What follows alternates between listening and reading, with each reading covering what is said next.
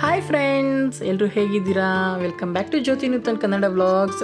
So cooking ರೆಸಿಪೀಸ್ನ add ಮಾಡಿ ತುಂಬ ದಿನ ಆಗಿತ್ತು. ಸೊ ಇವತ್ತು ಒಂದು ಬ್ಯೂಟಿಫುಲ್ ಆಗಿರೋ ರೆಸಿಪಿನ ನಿಮ್ಮ ಜೊತೆಗೆ ಶೇರ್ ಮಾಡ್ತಾ ಇದ್ದೀನಿ. ನಾನಿವತ್ತು ಬಂದುಬಿಟ್ಟು ಮಟನ್ನಲ್ಲಿ ಕೈಮಾ ಉಂಡೆ ಸಾರು ಮಾಡೋದು ಹೇಗೆ ಅಂತ ತೋರಿಸಿದ್ದೀನಿ. ತುಂಬ ಈಸಿಯಾಗಿ ತೋರಿಸಿದ್ದೀನಿ ಆ್ಯಂಡ್ ಬಿಗಿನರ್ಸ್ಗೆ ತುಂಬ ನನ್ನ ವೀಡಿಯೋ ಯೂಸ್ ಆಗುತ್ತೆ ಅಂತಲೇ ಹೇಳ್ಬೋದು. ಸೊ ವೀಡಿಯೋನೆಲ್ಲ ಸ್ಕಿಪ್ ಮಾಡಬೇಡಿ, ಕೊನೆವರೆಗೂ ನೋಡಿ. ಇನ್ನೂ ಯಾರಾದರೂ ನನ್ನ ಚಾನಲ್ ಸಬ್ಸ್ಕ್ರೈಬ್ ಆಗಿಲ್ಲ ಅಂದರೆ ಸಬ್ಸ್ಕ್ರೈಬ್ ಮಾಡ್ಕೊಳ್ಳಿ, ಬೇಗ ಬೇಗ ಹೋಗಿ ಬೆಲ್ ಐಕನ್ ಮೇಲೆ ಕ್ಲಿಕ್ ಮಾಡಿ. ಸೊ ಬನ್ನಿ ವಿಡಿಯೋನ ಸ್ಟಾರ್ಟ್ ಮಾಡೋಣ.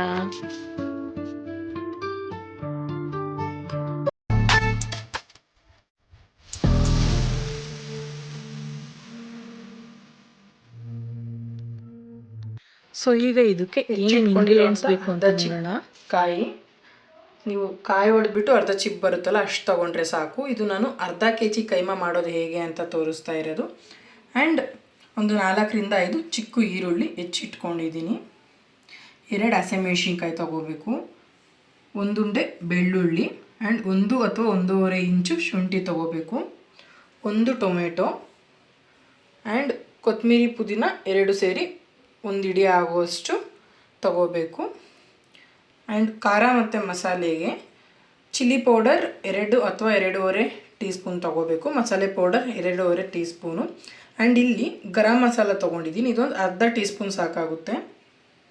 ಆ್ಯಂಡ್ ಗಸಗಸೆ 1 ಟೇಬಲ್ ಸ್ಪೂನು, ಕಾಳುಮೆಣಸು ಒಂದು 6-7 ತೊಗೋಬೇಕು, ಚಕ್ಕೆ 1 ಇಂಚು, ಲವಂಗ 4-5 ತೊಗೋಬೇಕು. ಸೊ ನಾವು ಕೈಮಾ ಉಂಡೆ ಮಾಡೋದಕ್ಕೆ ಮಸಾಲೆ ರುಬ್ಕೊಳ್ಳೋದಕ್ಕೆ ಇಷ್ಟು ಪದಾರ್ಥಗಳು ಬೇಕಾಗುತ್ತೆ. ಇದರಲ್ಲೇ ನಾವು ಕೈಮಾ ಉಂಡೆಗೆ ಸಹ ಮಿಕ್ಸ್ ಮಾಡೋದಕ್ಕೆ, ಕೈಮಾ ಉಂಡೆ ಜೊತೆ ಮಿಕ್ಸ್ ಮಾಡೋದಕ್ಕೆ ಇದೇ ಮಸಾಲೆನೇ ನಾನು ಸ್ವಲ್ಪ ತೆಕ್ಕೊತೀನಿ. ಸೊ ಇದಿಷ್ಟು ಇವಾಗ ಗ್ರೈಂಡ್ ಮಾಡ್ಕೊಳೋಣ. ಸೊ ವಿಡಿಯೋನ ಎಲ್ಲೂ ಸ್ಕಿಪ್ ಮಾಡಿದಿರ ಕೊನೆವರೆಗೂ ನೋಡಿ. ಇನ್ನೂ ಯಾರಾದರೂ ನನ್ನ ಚಾನಲ್ ಸಬ್ಸ್ಕ್ರೈಬ್ ಆಗಿಲ್ಲ ಅಂದರೆ ಸಬ್ಸ್ಕ್ರೈಬ್ ಮಾಡ್ಕೊಳ್ಳಿ, ಬೆಲ್ಲೈಕನ್ ಮೇಲೆ ಕ್ಲಿಕ್ ಮಾಡಿ. ಬನ್ನಿ ವಿಡಿಯೋನ ಸ್ಟಾರ್ಟ್ ಮಾಡೋಣ. ಸೊ ಫಸ್ಟ್ಗೆ ನಾನು ಕೊಬ್ಬರಿ ಏನು ತೋರಿಸಿದ್ನಲ್ಲ ಅದನ್ನ ಹಾಕ್ಕೊಂಡು ಅರ್ಧಂಬರ್ಧ ಗ್ರೈಂಡ್ ಮಾಡ್ಕೊಂಡಿದ್ದೀನಿ. ಏಕೆ ಅಂತಂದರೆ ನೀವು ಕೊಬ್ಬರಿನ ಮಸಾಲೆ ಜೊತೆಗೆ ಹಾಕೋಬಿಟ್ರೆ ನುಣ್ಣಗೆ ಆಗೋದಿಲ್ಲ, ಅಲ್ಲಲ್ಲಿ ಬಾಯಿಗೆ ಸಿಗ್ತಾ ಇರುತ್ತೆ. ಸೊ ಫಸ್ಟೇ ಕೊಬ್ಬರಿನ ಗ್ರೈಂಡ್ ಮಾಡ್ಕೊಳ್ಳಿ. ನಾನು ಆಲ್ಮೋಸ್ಟ್ ಎಲ್ಲ ಮಸಾಲೆ ರುಬ್ಕೊಳ್ಳೋವು ಇದೇ ಮೆಥಡ್ ಹೇಳ್ಕೊಟ್ಟಿದ್ದೀನಿ. ಹೊಸ್ದಾಗಿ ಯಾರಾದರೂ ನೋಡ್ತಿದ್ರೆ ಅವ್ರಿಗೆ ಯೂಸ್ ಆಗಲಿ ಅಂತ ಹೇಳ್ತಾ ಇದ್ದೀನಿ. ಸೊ ನೆಕ್ಸ್ಟ್ ಇದಕ್ಕೆ ಇಂಗ್ರೀಡಿಯೆಂಟ್ಸ್ ಎಲ್ಲ ಆ್ಯಡ್ ಮಾಡ್ಕೊಳ್ಳೋಣ. ಸೊ ಕೊಬ್ಬರಿ ಅರ್ಧಂಬರ್ಧ ನಾನು ಗ್ರೈಂಡ್ ಮಾಡ್ಕೊಂಡ್ಮೇಲೆ ಏನೇನು ಇಂಗ್ರೀಡಿಯೆಂಟ್ಸ್ ಬೇಕೋ ಅದನ್ನೆಲ್ಲ ಅವಾಗೆ ತೋರಿಸಿದ್ನೆಲ್ಲ ಆ್ಯಡ್ ಮಾಡ್ಕೊಂಡಿದ್ದೀನಿ. ಸೊ ಈಗ ಇದನ್ನು ನುಣ್ಣಗೆ ಫುಲ್ಲು ನುಣ್ಣಗಾಗಬೇಕು, ಆ ರೀತಿ ಗ್ರೈಂಡ್ ಮಾಡ್ಕೊಳ್ಳೋಣ. ಈ ರೀತಿ ಫುಲ್ಲು ನುಣ್ಣಗಾಗಬೇಕು, ಅರ್ಧಂಬರ್ಧ ಆದರೆ ಚೆನ್ನಾಗಿರೋದಿಲ್ಲ ಟೇಸ್ಟು. ಸೊ ನೆಕ್ಸ್ಟು ಕೈಮಾ ಉಂಡೆ ಮಾಡ್ಕೊಳೋದಕ್ಕೆ ಏನೇನು ಬೇಕಂತ ರೆಡಿ ಮಾಡ್ಕೊಳ್ಳೋಣ. ಸೊ ಈಗ ಕೈಮಾ ಉಂಡೆ ಮಾಡ್ಕೊಳೋದಕ್ಕೆ ಏನೇನು ಐಟಮ್ಸ್ ಹಾಕಬೇಕು, ಹೇಗೆ ಮಾಡ್ಕೊಳೋದು ಅಂತ ತೋರಿಸ್ತೀನಿ. ವೀಡಿಯೋನೆಲ್ಲೂ ಸ್ಕಿಪ್ ಮಾಡಬೇಡಿ, ಕೊನೆವರೆಗೂ ನೋಡಿ. ಸೊ ಇವಾಗ ನಾವು ಏನಿದು ಅರ್ಧ kg ಕೈಮಾ ಓಡಿಸ್ಕೊಂಬಂದಿದ್ದೀವಿ, ಇದಕ್ಕೆ 1 ಮೊಟ್ಟೆ ಆ್ಯಡ್ ಮಾಡ್ಕೋಬೇಕು.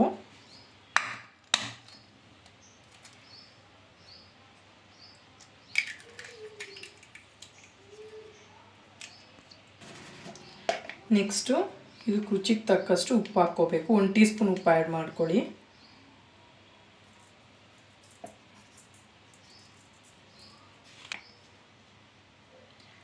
ನೆಕ್ಸ್ಟು 1 ಟೀ ಸ್ಪೂನಷ್ಟು ಚಿಲ್ಲಿ ಪೌಡರ್ ಆ್ಯಡ್ ಮಾಡ್ಕೋಬೇಕು. ಇದು ಈ ಉಂಡೆ ಇರುತ್ತಲ್ಲ ಕೈಮಾ ಉಂಡೆ, ಅದಕ್ಕೆ ಉಪ್ಪು ಖಾರಕ್ಕೆ ಹಾಕ್ಕೊಳೋದು ಇದು.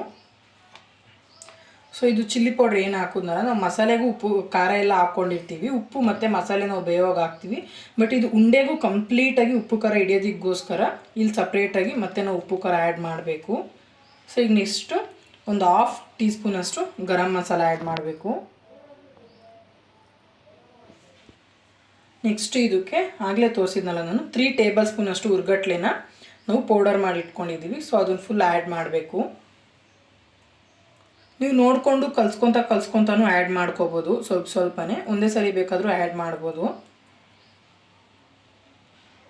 ಸೊ ಇದ್ರ ಜೊತೆಗೆ ನಾವು ಮಸಾಲೆ ಆಗಲೇ ಏನು ರುಬ್ಕೊಂಡ್ವಲ್ಲ ಅದನ್ನು ಆ್ಯಡ್ ಮಾಡ್ಕೋಬೇಕು. ಫಸ್ಟು ನಾವು ಇದೇನೇನು ಇಂಗ್ರೀಡಿಯೆಂಟ್ಸ್ ಹಾಕ್ಕೊಂಡಿದ್ದೀವಿ ಇದೆಲ್ಲ ನೀಟಾಗಿ ಮಿಕ್ಸ್ ಮಾಡ್ಕೊಳ್ಳೋಣ. ಸೊ ಈ ಉಪ್ಪು ಖಾರ ಕಡಲೆಪಪ್ಪು ಪೌಡರ್ ಎಲ್ಲ ನೀಟ್ಗೆ ಅದು ಫುಲ್ಲಾಗಿ ಮಿಕ್ಸ್ ಆಗಬೇಕು, ಆ ರೀತಿ ಮಿಕ್ಸ್ ಮಾಡ್ಕೊಳ್ಳೋಣ. ಸೊ ಈಗ ಇದು ಪೌಡರು ಇದೆಲ್ಲ ಮಿಕ್ಸ್ ಆಯಿತು. ಈಗ ಇದ್ರಿಗೆ ನಾವು ಮಸಾಲೆ ಒಂದು 3 ಟೇಬಲ್ ಸ್ಪೂನಷ್ಟು, ನೀವೇನು ಮಸಾಲೆ ರುಬ್ಬಿರ್ತೀರಲ್ಲ ಅದೇ ಮಸಾಲೆಯಿಂದ 3 ಟೇಬಲ್ ಸ್ಪೂನಷ್ಟು ಮಸಾಲೆ ತೆಗೆದು ನೀವು ಆ್ಯಡ್ ಮಾಡ್ಕೋಬೇಕು.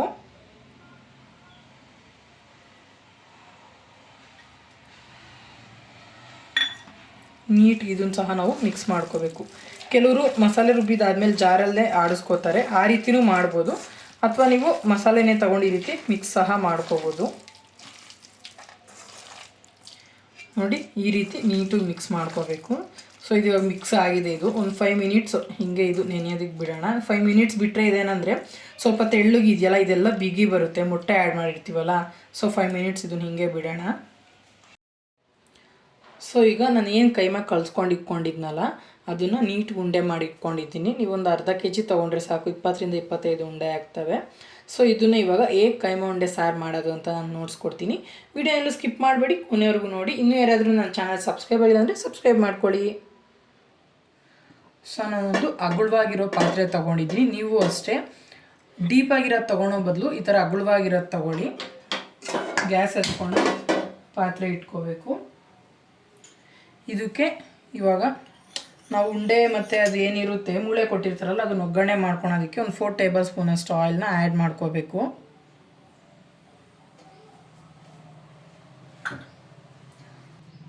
ಸೊ ಎಣ್ಣೆ ಲೈಟಾಗಿ ಬಿಸಿ ಮಾಡಬೇಕು. ಬಿಸಿ ಆದಮೇಲೆ ಅವರೇನು ನಾವು ಮೂಳೆ ಕೊಟ್ಟಿರ್ತಾರೆ ಕೈಮಾ ಓಡಿಸ್ಕೊಂಡ್ರೆ ಅದನ್ನ ಹಾಕ್ಕೊಂಡು ಫ್ರೈ ಮಾಡ್ಕೋಬೇಕು.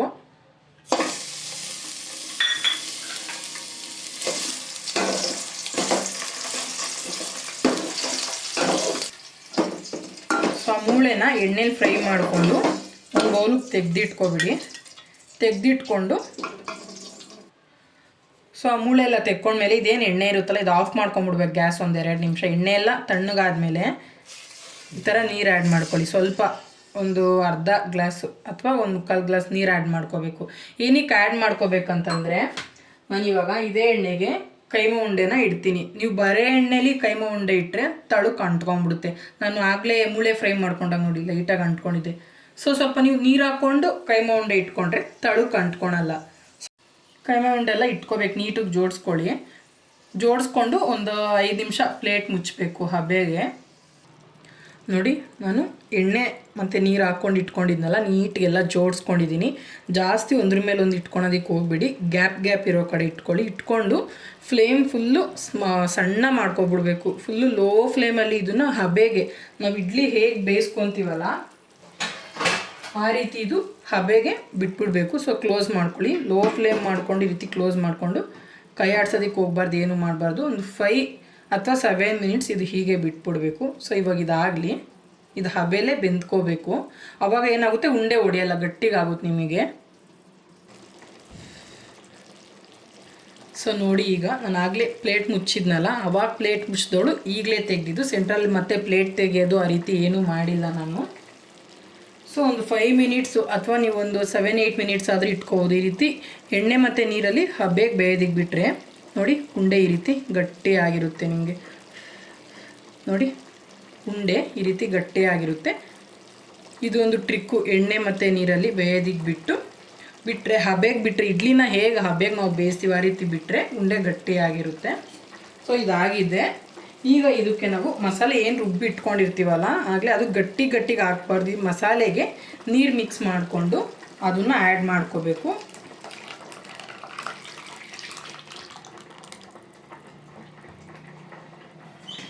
ನಾನು ಸಾಂಬಾರು ಮಾಡ್ತಿರೋದು ಗ್ರೇವಿ ಟೈಪ್ ಮಾಡ್ತಿಲ್ಲ. ಸೊ ಹಾಗಾಗಿ ನಾನು ಸ್ವಲ್ಪ ನೀರು ಜಾಸ್ತಿನೇ ಆ್ಯಡ್ ಮಾಡ್ಕೊತೀನಿ. ಸೊ ಈ ರೀತಿ ಮಿಕ್ಸ್ ಮಾಡಿಕೊಂಡು ಲೈಟಾಗಿ ಮೇಲ್ಮೇಲೆ ಮಾತ್ರ ಈ ರೀತಿ ಮಿಕ್ಸ್ ಮಾಡ್ಕೋಬೇಕು.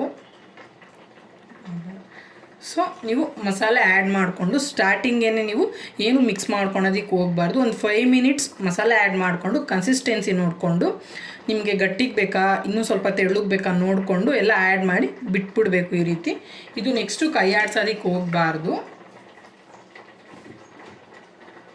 ಸೊ ಇದಕ್ಕೆ ಈಗ ಈ ಪೊಸಿಷನಲ್ಲಿ 1.5 ಟೇಬಲ್ ಸ್ಪೂನಷ್ಟು ಕಲ್ಲುಪ್ಪನ್ನ ಆ್ಯಡ್ ಮಾಡ್ಕೋಬೇಕು.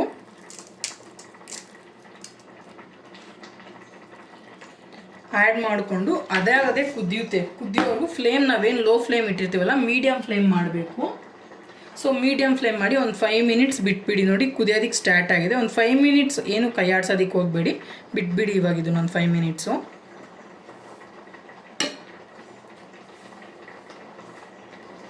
ಆ್ಯಂಡ್ ಮಸಾಲೆ ಹಾಕ್ಕೊಂಡು ಒಂದು 2 ಮಿನಿಟ್ಸ್ ಆದಮೇಲೆ ಇದು ಮೂಳೆ ಏನು ಹುರಿದು ಇಟ್ಕೊಂಡಿರ್ತೀವಲ್ಲ ನಾವು ಎಣ್ಣೆಯಲ್ಲಿ ಅದನ್ನು ಸಹ ಎಲ್ಲಾದರೂ ಈ ರೀತಿ ಆ್ಯಡ್ ಮಾಡ್ಕೋಬೇಕು. ಆ್ಯಡ್ ಮಾಡಿಕೊಂಡು ಲೈಟಾಗಿ ಈ ರೀತಿ ಇದು ಮುಳ್ಳೆ ಮುನ್ಗೋ ಥರ ಲೈಟಾಗಿ ಮಾಡಿಕೊಂಡು ಲೈಟಾಗಿ ಉಂಡೆ ಮೇಲೆ ಕೈ ಆಡಿಸ್ಕೊಳ್ಳಿ. ಇಲ್ಲಾಂದರೆ ನೀವು ತುಂಬ ರ್ಯಾಶಾಗಿ ಮಾಡಿದ್ರೆ ಒಡೆದೋಗೋ ಚಾನ್ಸಸ್ ಇರುತ್ತೆ. ಸೊ ಲೈಟಾಗಿ ಸುಮ್ಮನೆ ಒಂದು 2 ಸರಿ ಹಂಗೆ ಕೈ ಆಡಿಸ್ಕೊಳ್ಳಿ ಸಾಕು. ಒಂದು 5 ಮಿನಿಟ್ಸ್ ಇದನ್ನೇನು ಮತ್ತೆ ನೀವು ಟಚ್ ಮಾಡೋದಕ್ಕೆ ಹೋಗ್ಬಿಡಿ. ಒಂದು 5 ಮಿನಿಟ್ಸ್ ಹಿಂಗೆ ಕುದಿಬೇಕಿದು.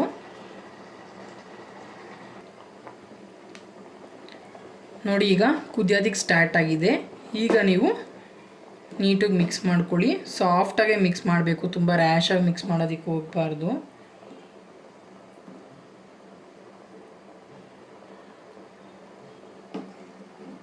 ಈ ರೀತಿ ನೀಟಾಗಿ ಒಂದೊಂದೇ ಉಂಡೆ ಮೇಲೆ ಬರೋ ಥರ ಮಿಕ್ಸ್ ಮಾಡ್ಕೊಳ್ಳಿ ಸಾಕು. ಒಂದೇ ಸರಿ ನೀವು ಫುಲ್ ಡೀಪಾಗಿ ಮಿಕ್ಸ್ ಮಾಡೋದಕ್ಕೆ ಹೋಗಬೇಡಿ. ಮತ್ತೆ ಇದೊಂದು 5 ಮಿನಿಟ್ಸ್ ಆಗಲಿ. ನೋಡಿ ಕುದೀತಿದೆ. ತುಂಬ ಆವಾಗವಾಗ ಕೈ ಆಡಿಸ್ಬಾರ್ದು. ಒಂದು 5 ಮಿನಿಟ್ಸ್ಗೆ ಕುದಿ ಸ್ಟಾರ್ಟ್ ಆದಾಗ ಆಡಿಸ್ಕೋಬೇಕು. ನೋಡಿ ಉಂಡೆ ಹೊಡೆದಿಲ್ಲ, ಚೆನ್ನಾಗಿ ನೀಟಾಗಿ ಬಂದಿದೆ, ಕಾಣ್ತಿದೆ ಅಂದ್ಕೊತೀನಿ. ನೀವು ನಾನು ಯಾವ ರೀತಿ ಹೇಳಿದ್ನಲ್ಲ ಅದೇ ಸ್ಟೆಪ್ಸ್ ನೀಟಾಗಿ ಫಾಲೋ ಮಾಡಿದ್ರೆ ಉಂಡೆ ಹೊಡೆಯೋದಿಲ್ಲ. ನಾನು ಉಂಡೆ ಮಿಕ್ಸ್ ಮಾಡ್ಕೊಂಡು ಕಲ್ಸೋದಕ್ಕೆ ಏನೇನು ಆ್ಯಡ್ ಮಾಡಿಕೊಂಡೆ ಅದೊಂದು, ಮತ್ತು ನಾವು ಇಡ್ಲಿನ ಹಬೆಯಲ್ಲಿ ಇಡೋ ಥರ ಹಬೆಯಲ್ಲಿ ಇಡಬೇಕು ಎಣ್ಣೆ ಮತ್ತು ನೀರಲ್ಲಿ. ಆ ರೀತಿ ಮಾಡಿದ್ರೆ ಉಂಡೆ ಹೊಡೆಯೋದಿಲ್ಲ. ನೋಡಿ ಉಂಡೆ ಹೊಡೆದಿಲ್ಲ, ತಿಕ್ಕಾಗೆ ಬಂದಿದೆ. ಸೊ ಮಿಕ್ಸ್ ಮಾಡಿಕೊಂಡು ಇದನ್ನು ನೀಟಾಗಿ ಇವಾಗ ಒಂದು 10 ಮಿನಿಟ್ಸ್ ಚೆನ್ನಾಗಿ ಬೇಯೋದಕ್ಕೆ ಬಿಡಬೇಕು. ಉಪ್ಪು ಖಾರ ಏನಾದರೂ ನೀವು ಕಮ್ಮಿ ಇದ್ದರೆ ಈ ಟೈಮಲ್ಲಿ ನೋಡ್ಕೊಂಡು ಆ್ಯಡ್ ಮಾಡ್ಕೋಬೋದು. ಇದೊಂದು 5 ಮಿನಿಟ್ಸ್ 10 ಮಿನಿಟ್ಸ್ ಚೆನ್ನಾಗಿ ಇವಾಗ ಬೇಯಲಿ. ಇದೇನು ಕುದೀತಿರುತ್ತಲ್ಲ ಈ ಟೈಮಲ್ಲಿನೇ ನಾವು 1.5 ಟೇಬಲ್ ಸ್ಪೂನ್ ಅಷ್ಟು ಕಸ್ತೂರಿ ಮೇಥಿನ ಆ್ಯಡ್ ಮಾಡ್ಕೋಬೇಕು. ಇದು ಟೇಸ್ಟ್ ತುಂಬ ರಿಚಾಗಿ ಕೊಡುತ್ತೆ. ಸೊ ಇದನ್ನು ಆ್ಯಡ್ ಮಾಡಿಕೊಂಡು ಲೈಟಾಗಿ ಮಿಕ್ಸ್ ಮಾಡ್ಕೊಳ್ಳಿ. ಡೀಪಾಗಿ ಏನು ಮಿಕ್ಸ್ ಮಾಡೋದಕ್ಕೆ ಹೋಗಬೇಡಿ. ಲೈಟಾಗಿ ಈ ರೀತಿ ಮಿಕ್ಸ್ ಮಾಡ್ಕೊಳ್ಳಿ. ಕುದಿಯೋ ಪೊಸಿಷನಲ್ಲೇ ಮಿಕ್ಸ್ ಮಾಡ್ಕೋಬೇಕು. ಸೊ ಇದೊಂದು 10 ಮಿನಿಟ್ಸ್ ಇವಾಗ ಕುದಿಯೋದಕ್ಕೆ ಬಿಡೋಣ. ನೋಡಿ ಒಂದು 5 ಮಿನಿಟ್ಸ್ ಆಯ್ತು. ಇವಾಗ ಕೈ ಆಡಿಸ್ಕೊಳ್ಳೋಣ ಅಂತ ತೆಗೆದೆ, ನೀಟಾಗಿ ಬೈತಿದೆ, ಒಂದೇ ಒಂದು ಉಂಡೆ ಸಹ ಹೊಡೆದಿಲ್ಲ. ಸೊ ನೀವು ಮಾಡಿದಾಗೂ ಇದೇ ರೀತಿ ಟ್ರಿಕ್ನ ಮೈಂಟೈನ್ ಮಾಡಿ. ನಾನು ಉಂಡೆನ ಯಾವ ರೀತಿ ಸ್ಟಾರ್ಟಿಂಗಿಂದ ಬೇಯಿಸ್ಕೊಂಡೆ ಅಂತ. ಸೊ ನಿಮಗೂ ಉಂಡೆ ಹೊಡಿದಿರ ಖಂಡಿತ ಬರುತ್ತೆ. ನೋಡಿ ಎಷ್ಟು ಚೆನ್ನಾಗಾಗಿದೆ. ಸೊ ಇನ್ನೂ ಒಂದು 5-10 ಮಿನಿಟ್ಸ್ ಆಗಬೇಕು. ಇದು ಉಂಡೆ ಎಲ್ಲ ನೀಟಾಗಿ ಬೇಯಬೇಕು. ಸೊ ಇದಾಗಲಿ. ಸೊ ನೋಡಿ ಕರೆಕ್ಟಾಗಿ ಆಗಿದೆ. ನೀವು ಈ ಟೈಮಲ್ಲಿ ಫ್ಲೇಮ್ನ ಆಫ್ ಮಾಡ್ಕೋಬೇಕು. ನೋಡಿ ಉಂಡೆನೂ ಎಲ್ಲ ಕರೆಕ್ಟಾಗಿ ಬೇಯ್ದಿದೆ, ಯಾವುದೂ ಹುಡ್ಕೊಂಡಿಲ್ಲ. ಜಾಸ್ತಿ ಮಿಕ್ಸ್ ಸಹ ಮಾಡ್ಕೋಬಾರ್ದು. ನೀವು ಮನೇಲಿ ಒಂದ್ಸರಿ ಟ್ರೈ ಮಾಡಿ ಹೇಗೆ ಬಂದಿತ್ತು ಅಂತ ಕಮೆಂಟಲ್ಲಿ ತಿಳಿಸಿ.